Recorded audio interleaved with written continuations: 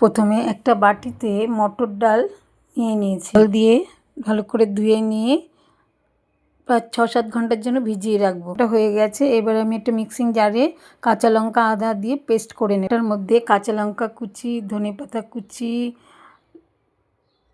নুন, গুঁড়ো গরম মশলা গুঁড়ো আর হিং দিয়ে ভালো করে মেখে নেব। Welcome back to my channel শুক্লার রান্নাঘর। আজকে আমি বানাবো ডালের বড়া দিয়ে আলু দিয়ে রসা। একটা পাত্রে তেল নিয়ে নিয়েছি ও ছোটো ছোটো করে বড়ার আকারে ভেজে নেব।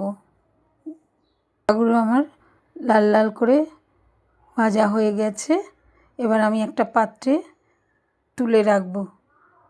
বেশ মুচমুচে হয়েছে বড়াগুলো। এর বড়ার তরকারি কিন্তু খেতে খুব টেস্টি হয়।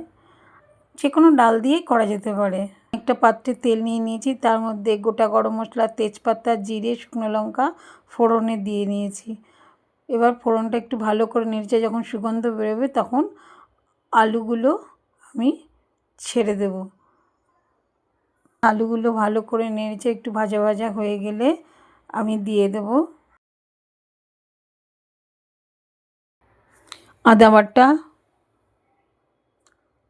টমেটো, একটা ছোটো টমেটো কেটে নিয়েছি, নুন, হলুদ, জিরে গুঁড়ো, ধনে গুঁড়ো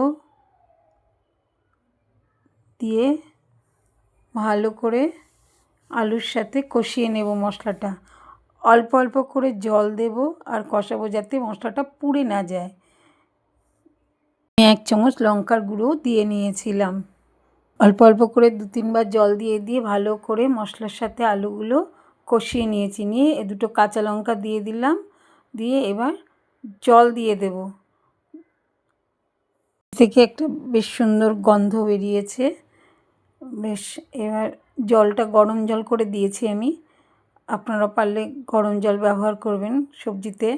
ভালো করে নেড়ে চেড়ে একটু ফুটতে দেব।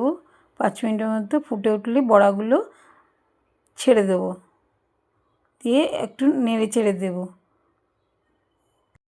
অনেকে ছোলার ডাল, মটর ডাল মিশিয়েও বড়া করে রসা করতে পারে। আবার অনেকে মটর ডাল শুধু দিয়েও রসা করা যায়, মুগ ডাল দিয়েও করা যায়। অনেক রকম ডাল দিয়ে এই ডালের রসা আলু দিয়ে করা যায়। আমি 1 চামচ গুঁড়ো গরম মশলা উপর দিয়ে ছড়িয়ে দিলাম। গরম মশলাটা দিয়ে ভালো করে একবার নেড়ে চেড়ে দেবো, যাতে আলু আর বড়ার মধ্যে ভালোভাবে মিশে যায়। এবারে দেব 1 চামচ কটা ধনেপাতা কুচি দিয়ে সেটাও একবার সবজির সাথে মিশিয়ে নেব ভালো করে। মটর ডালের বড়ার রসা একদম রেডি পরিবেশন করার জন্য। যদি আমার এই রেসিপিটা ভালো লেগে থাকবে, লাইক করবেন, শেয়ার করবেন, সাবস্ক্রাইব করবেন।